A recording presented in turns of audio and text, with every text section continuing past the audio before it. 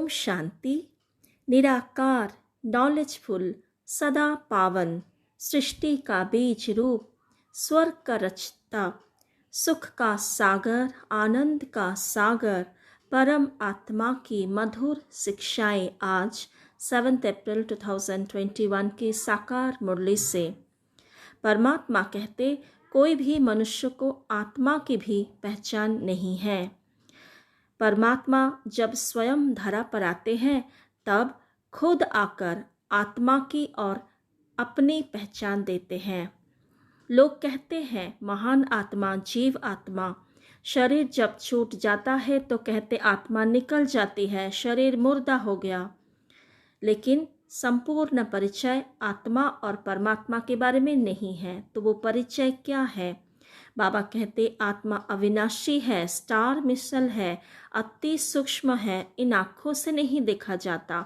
आत्मा सारे कर्तव्य करती है, लेकिन घड़ी घड़ी देह अभिमान आने के कारण ये लोग कहते हैं कि मैं फलाना हूँ, मैं ही करता हूँ। ये सारी बातें बाबा कहते ये जो शरीर है ये ऑर्गन्स है। आत्मा शरीर द्वारा पाठ बजाते हैं। आत्मा भ्रुकुटी के बीच में रहती है, अति सूक्ष्म है और आत्मा में ही संस्कार भरा हुआ है। अपने जन्मों का, पिछले जन्मों का संस्कार भरा हुआ है। लेकिन लोग कहते हैं, कभी कहते हैं कि आत्मा निर्लेप है, अर्थात आत्मा में कोई संस्कार नहीं है, और कभी कहते हैं आत्मा अपने संस्कार अनुसार जन्म लेते हैं। तो मनुष्य में बहुत मतभेद है। तो वो मतभेद को आज शिव बाबा दूर कर रहे हैं। कहते हैं आत्मा ही अपने 84 जन्म लेकर 84 चक्र लगाकर, जो सूर्यवंशिया है वो 84 का चक्र लगाकर पतित बनती है, और बाकी सभी आत्माएं जैसा जिसका जन्म है वो उसी अनुसार, संस्कार अनुसार, अपने कर्मों के अनुसार जन्म मिलता है, सुख दुख भोगते हैं। सेकंड पॉइंट आज के मुरली से, आत्मा और परमात्मा के अंतर क्या है। जैसे आत्मा अति सूक्ष्म है, बिंदी है, वैसे ही परमात्मा भी अति सूक्ष्म है, बिंदी है। लेकिन आत्मा जन्म मरण में आते हैं, लेकिन परमात्मा नहीं आता।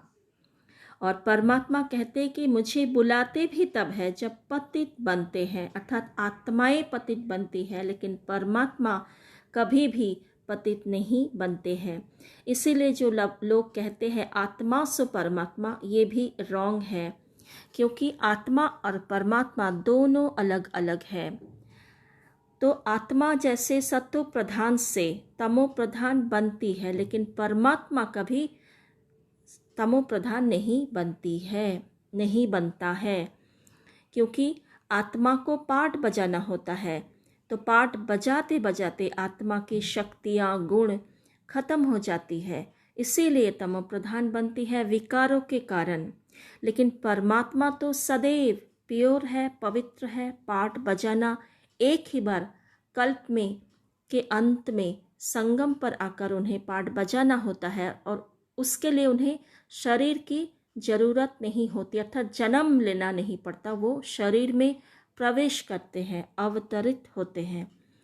तो इसीलिए बाबा कहते ये महान अंतर लोग भूल गए हैं। बाबा कहते मैं आता हूँ सर्व आत्माओं की सर्विस करने, मेरा जन्म भी नहीं कहा जाता, मैं आता ही हूँ नरकवासियों को स्वर्गवासी बनाने। पराये देश में आए हैं अपना स्वर्ग स्थापन करने। बाप ही आकर हमको स्वर्ग का लायक बनाते हैं। तो ये जो परमात्मा का पाठ है, ये पाठ किसी भी मनुष्य आत्मा का नहीं है, चाहे वो कितना भी महान आत्मा, धर्म पिता, धर्म स्थापक है। ये पाठ और किसी का नहीं है। तो ये अंतर हमें खुद भी समझना है, औरों को भी समझाना है। थर्ड पॉइंट आज की मुरली से, बाबा कहते जिन बच्चों का शिव बाबा में अटूट निश्चय है, उनकी निशानी क्या होगी। तो उनकी निशानी बाबा आज बता रहे हैं। निश्चय बुद्धि आत्माओं की निशानी, वह आंख बंद करके बाबा की श्रीमत पर चलते रहेंगे, जो आज्ञा मिले। कभी ख्याल भी नहीं आएगा कि इसमें कुछ नुकसान ना हो जाए। क्योंकि उन बच्चों का अर्थात निश्चय बुद्धि बच्चों का रिस्पॉन्सिबिलिटी स्वयं परमात्मा लेते हैं और श्रीमत पर चलते हैं। बड़ा बाबा अर्थात परमात्मा जो कहे वह मानना चाहिए। बाप स्वर्ग में ले जाने वाला है तो उनकी बातें आंख बंद कर माननी चाहिए। भल उसमें नुकसान हो बा फायदा हो मान लेना चाहिए। हमेशा ऐसे समझना चाहिए कि शिव बाबा ही कहते हैं। भल सारे समझाने शिक्षाएं श्रीमत ब्रह्मा मुख द्वारा ही निकलते हैं, लेकिन फिर भी यही समझना है कि शिव बाबा बता रहे हैं, क्योंकि रिस्पॉन्सिबल शिव बाबा है तो ब्रह्मा बाबा रिस्पॉन्सिबल नहीं है। 4th पॉइंट, आज बाबा कहते कि मैं नई नई गुह्य गुह्य बातें तुम्हें सुनाता हूँ। तो वो नई बातें गुह्य बातें क्या है? बाबा कहते कि सतयुग त्रेता में हम ईश्वरीय देश अर्थात अपने देश में थे, अर्थात सतयुग त्रेता को आज शिव बाबा ईश्वरीय देश कहते हैं, क्योंकि शिव बाबा ने स्थापन किया स्वर्ग इसलिए। और फिर द्वापर से लेकर हम पराये देश पराये राज्य में आ जाते हैं। दूसरी नई बात है, जब सभी आत्माएं पतित बन चुके हैं तभी परमात्मा को निराकार परमात्मा को बुलाते हैं कि हे दूर देश में रहने वाला मुसाफिर आओ, हमें पतित से पावन बनाओ।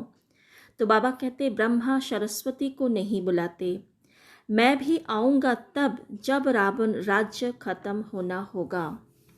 तीसरी नई बात, बाबा कहते मैं आया हूँ पावन बनाने के लिए, राजयोग सिखाने, पावन बनने का और कोई रास्ता नहीं है। भल दुनिया में बहुत सारे गुरु गुसाई है, साधु संत है, बहुत सारी युक्तियाँ बहुत सारी क्रियाएं करते हैं, योग लगाते हैं ब्रह्म महातत्वों से, लेकिन पावन कोई नहीं बना सकते और मुक्तिधाम जीवन मुक्तिधाम में भी कोई नहीं ले जा सकते। इसीलिए मनुष्य ना जानने के कारण गंगा स्नान करते हैं, समझते हैं कि गंगा स्नान करने से पावन बन जाएंगे। तो बाबा कहते ये नई बातें हैं। 4th नई बातें, बाबा कहते कि मुझे नई दुनिया स्थापन करने आना पड़ता है। शास्त्र में भी है कि भगवान को संकल्प उठा तो जरूर ड्रामा प्लान अनुसार संकल्प उठा होगा, अर्थात सब कुछ ड्रामा में नूंद है। ये भी नई बातें हैं। नेक्स्ट नई बातें क्या है कि पहले अर्थात आगे ऐसे नहीं कहते थे कि शिव बाबा पढ़ाते हैं। बहुतों को यह संशय पड़ता है कि हम कैसे समझे कि ये परमात्मा परमपिता आकर पढ़ाते हैं, क्योंकि उन्हों की बुद्धि में है श्री कृष्ण ने ज्ञान सुनाया। अब पतित दुनिया में तो कृष्ण आ नहीं सकता, क्योंकि भगवानुवाच अर्थात कहते हैं श्री कृष्ण ने सुनाया गीता ज्ञान, तो बुद्धि में वही रहता है। इसीलिए वो समझते हैं कि ये ब्रह्मा कहते हैं और श्री कृष्ण तो यहाँ पर है नहीं, तो इसीलिए संशय पैदा होते हैं, क्योंकि बुद्धि में है श्री कृष्ण ने सुनाया ज्ञान और दिख रहे हैं ब्रह्मा बाबा को, तो फिर ये बातें उनकी बुद्धि में नहीं बैठता कि ये परमात्मा आकर पढ़ाते हैं, परमात्मा आकर ज्ञान सुनाते हैं, क्योंकि परमात्मा इतना ऊंच है वो कैसे आ सकते हैं, ये लोगों के समझ में ही नहीं आते। 5th पॉइंट, बाबा कहते मनुष्य को बहुत सारी बातें पता ही नहीं है। तो कौन सी बातें पता नहीं है? बाबा कहते शिव जयंती मनाते हैं, लेकिन अर्थात शिवरात्रि मनाते हैं, लेकिन वो कब आए कैसे आई ये कोई नहीं जानता है। और कब से यह रावण राज्य शुरू हुआ कुछ भी पता नहीं है। रावण राज्य माना लोग समझते हैं कि लंका, लेकिन बाबा कहते ये लंका एक तो छोटा सा द्वीप है, वो लंका नहीं है, ये पूरी दुनिया ही पतित है। तो पूरी दुनिया ही पांचों विकार के अधीन है, माना पूरी दुनिया ही रावण राज्य है। और कब से ये शुरू हुआ ये भी नहीं मालूम। तो बाबा को आकर ही ये बातें समझाना पड़े। कल्प की आयु का भी मनुष्य को पता नहीं है। और क्या पता नहीं है कि ये भी पता नहीं है पतित से पावन कैसे बने। इसीलिए गंगा में डुबकी मारते हैं और समझते हैं कि पाप नाश होंगे, परंतु ऐसे पाप नाश नहीं होते हैं, क्योंकि जन्म जन्म तो ऐसे डुबकी लगाते आए हैं। तो पाप अगर नाश हो जाता तो दुनिया ऐसे कैसे बन जाते। तो बाबा कहते ये भी पता नहीं कि भक्ति के बाद भगवान को आना है, और ये भी ड्रामा में पार्ट है, नूद भी है।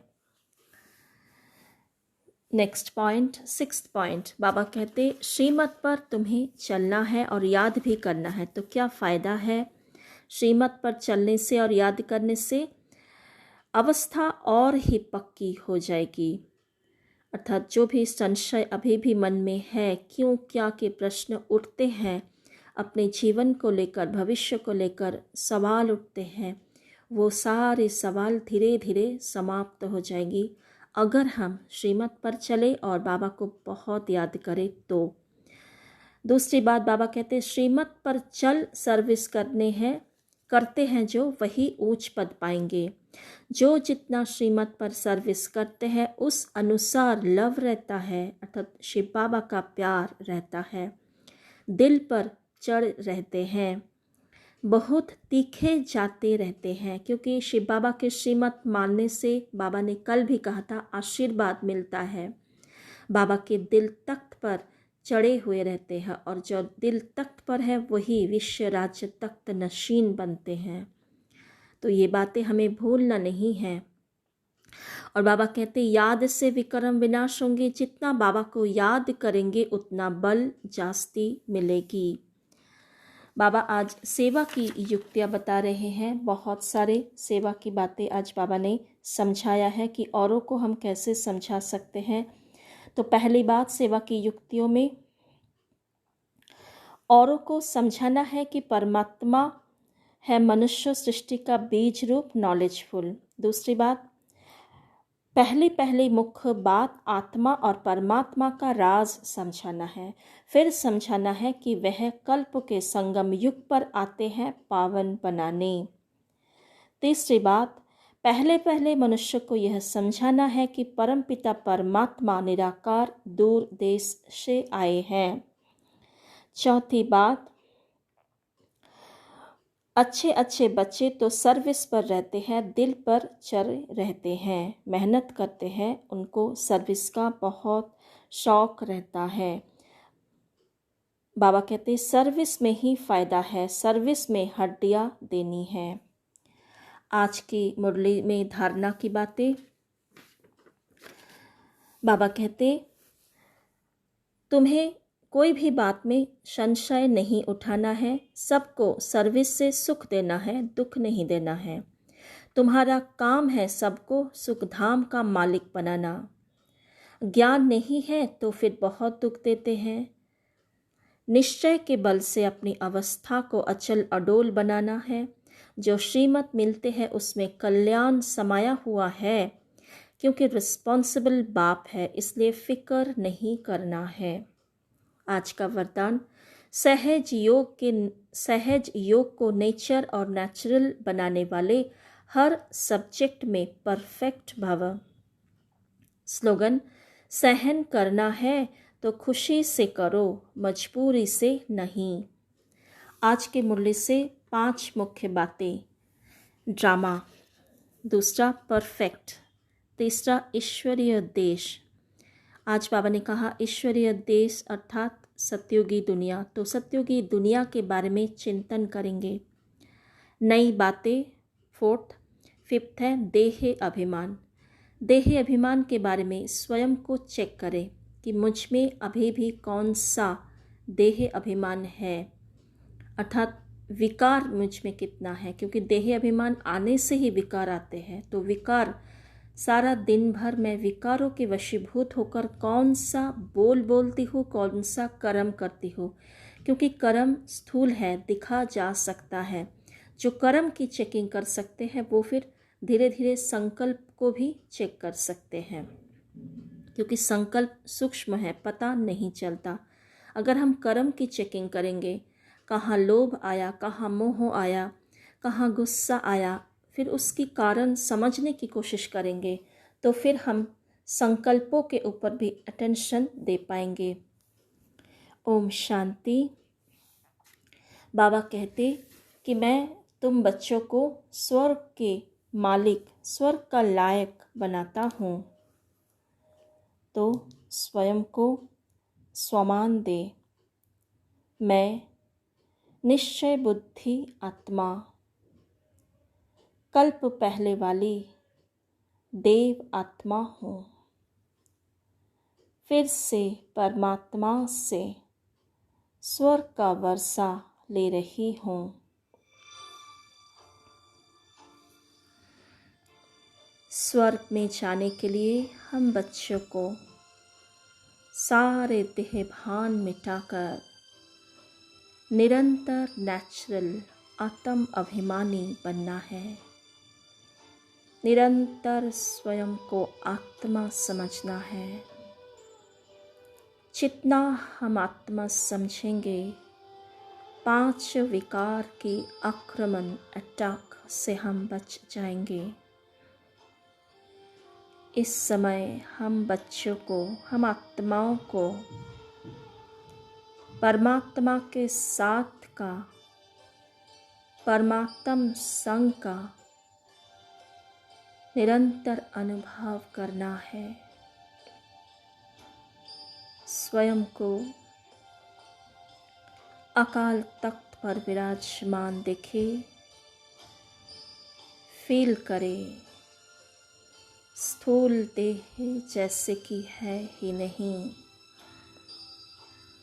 मैं ईश्वरीय संतान, ईश्वर की गोद का आनंद लेने वाला, सुख का सागर, परमात्मा की मीठा लाडला बच्चा हूँ। परमात्म अभिमानी बन जाए, शिव का चिंतन करे।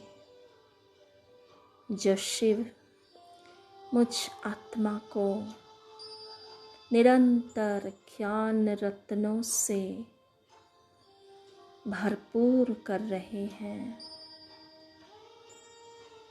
जो पिता सतगुरु बनकर वरदानों की श्रृंगार कर रहे हैं, लाइट माइट देकर सभी कमजोरियों को समाप्त कर रहे हैं।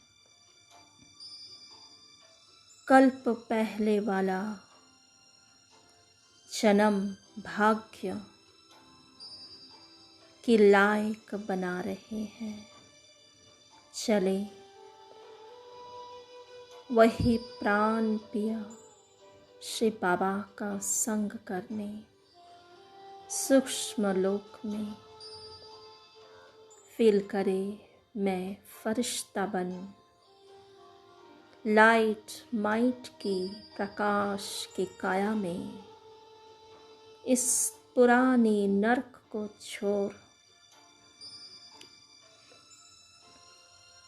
सफेद प्रकाश की लाइट में आ गई हूँ। सामने कमल आसन पर बैठे हैं बाप दादा, मुझे देख मुस्कुरा रहे हैं मीठी मीठी। कह रहे हैं बच्चे सदा श्रीमत पर चलते रहो, कुछ भी हो जाए ड्रामा और श्रीमत के पटरी से नहीं उतरो। निश्चय बुद्धि ही विजयी बनते हैं। निश्चय बुद्धि होने से ही उमंग, उत्साह और हिम्मत और निश्चय का बल मिलता जाएगा। तुम निरंतर योगी, सतो प्रधान, पावन, स्वच्छ बुद्धि, निर्मल बुद्धि, पारस बुद्धि, दिव्य बुद्धिवान बन जाओगे। जो श्रीमत पर चलते हैं वही बाप दादा के दिल तख्त नशीन बनते हैं। ओम शांति।